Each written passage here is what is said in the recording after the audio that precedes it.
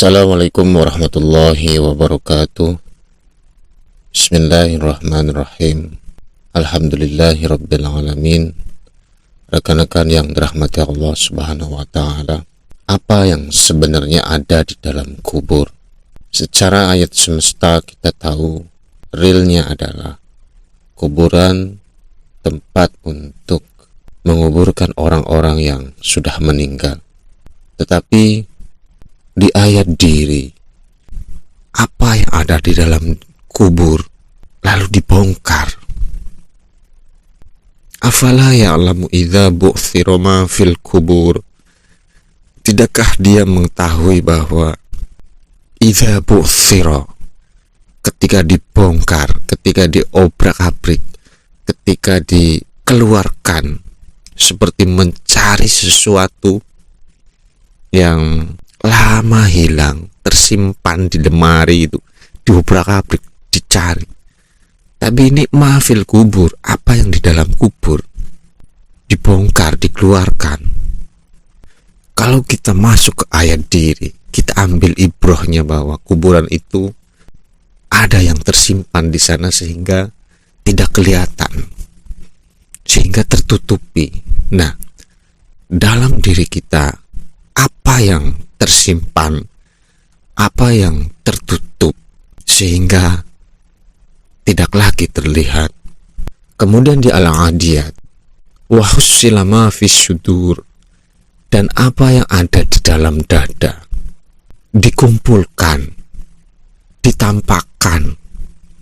Hussila, kuburan, disandingkan dengan sudur, dada, bagian nafas. Apakah ini sedang berbicara mayat yang ada di dalam kubur, atau suatu pengalaman yang itu belum dirasakan total, sesuatu trauma, luka batin yang memang menjadikan tidak terlihat karena tersimpan di bagian-bagian tubuh kita? Ada kecemasan yang tersimpan di ulu hati. Ada yang selama ini begitu berat menanggung beban. Ada sakit di punggung. Trauma-trauma, luka batin yang belum kita rasakan total, yang belum kita temui, yang belum kita sadari, yang belum kita peluk untuk kita antar kembali kepada Rabb. Mereka memang tidak terlihat. Justru yang tidak terlihat itulah yang sebenarnya paling kuat menggerakkan kita, membuat pola-pola kita selalu dalam lingkaran yang kalau belum kita sadari, itu akan menjadi pola yang berulang. Jadi ada dua sisi dalam setiap kejadian. Satu yang tertinggal, yang di belakang. Satu lagi yang dikedepankan. Seperti digambarkan di surat Al-Infitar, wa idzal quburu bu'thirat, dan apabila kuburan-kuburan dibongkar. Di Al-Adiyat, afala ya'lamu idza bu'thira ma fil kubur, apa yang ada di dalam kubur dibongkar. Di Al-Infitar, dan apabila kubur-kubur dibongkar, sama kata yang digunakan bu'thira. Di Al-Adiyat, apa yang ada dalam kubur dibongkar, sedangkan di Al-Infitar, kubur-kuburnya dibongkar. Jadi di Al-Quran kita punya satu gambaran yang jelas bahwa sesuatu yang berada dalam keadaan tertutup kemudian dibongkar. Lalu apa yang ada di dalam kuburan itu? Nah, surat Al-Infitar ayat 5-nya seakan menjawab, ngalimat nafsum ma qaddamat wa akharat, maka setiap diri, setiap nafas, jiwa mengetahui apa yang telah didahulukannya dan yang telah diakhirkannya. Kalau di terjemahan itu di apa yang telah dikerjakan dan dilalaikannya. Tapi secara ayatnya ini qaddamat wa akharat. Qadama.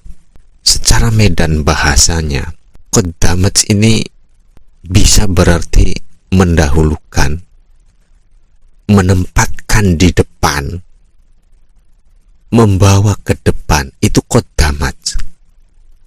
Sedangkan akharat itu bisa berarti mengakhirkan, menunda, menempatkan kemudian atau di belakang. Jadi ada yang dibawa ke depan dan ada yang diakhirkan. Nah, di ayat ini ngalimat nafsu maqaddamat akharat, nafas itu tahu. Jadi sesuatu di dalam kubur dibongkar. Setelah dibongkar, nafas itu menjadi tahu apa yang didahulukan dan apa yang diakhirkan itu. Nah, kemudian di Al-Qiyamah, yunabba'ul insanu yawma idzim bima qaddama wa akhar. Pada hari itu manusia diberitakan kepadanya apa yang telah dia dahulukan dan apa yang telah dia akhirkan. Ini di surat Al-Qiyamah. Kiamah, kebangkitan. Orang yang sudah bangkit, kesadarannya, tahu bahwa dia itu bukan tubuh, pikiran, perasaan, emosi, memori, tapi dia yang sejati adalah ruh, kesadaran yang diam, tahu, menyaksikan sebagai penyaksi. Apa yang ada di dalam kuburan itu akan diberitakan kepadanya. Jadi orang yang sudah bangkit bukan berarti itu sudah selesai. Justru itu awal kehidupan. Karena apa? Orang yang sudah bangkit kesadarannya sudah berjarak dengan pikiran, pola-pola yang selama ini menjerat, menawan, yang membelenggu. Makanya nanti ada istilah yatim, miskin, budak. Itu sebenarnya gambaran nafas kita, jiwa kita. Nah, apa yang ada di dalam kubur dibongkar. Dan ingat, isi kuburan ada dua, yang dikedepankan dan yang diakhirkan. Yang dikedepankan bisa berupa aku harus, ego yang bermain. Jadi kejadiannya adalah kita tidak ditanya, kita diabaikan, kita direndahkan karena kita orang miskin misalnya. Sedangkan kita melihat yang ditanya ternyata orang yang kaya. Itu menancap di diri kita, itu tersimpan. Itulah yang wa akharat, tersimpan. Sedangkan yang qaddamat, yang dikedepankan, yaitu karena kita tahu bahwa kita tersakiti, kita nggak ditanya, itu menyakitkan. Ada cara ego untuk mempertahankan, yaitu dengan apa? Aku harus menjadi orang kaya. Aku harus menjadi orang yang terlihat. Aku harus berpenampilan yang gak mau seperti ini, yang akhirnya aku seperti diabaikan. Padahal masalahnya cuman aku gak ditanya. Tetapi pikiran kita waktu itu kan membuat cerita, mengarang-arang. Kemudian ada keinginan kan. Di satu sisi itu jadi luka batin, di sisi lain itu bisa jadi cara ego mempertahankan diri. Aku harus kaya, aku harus ini. Akhirnya kita mengejar. Tapi dalam hal mengejar itu, sebenarnya yang mendrive itu kekecewaan, yang mendrive itu kesedihan, luka. Itulah gambaran kuburan. Afala ya'lamu idza bu'thira ma fil kubur.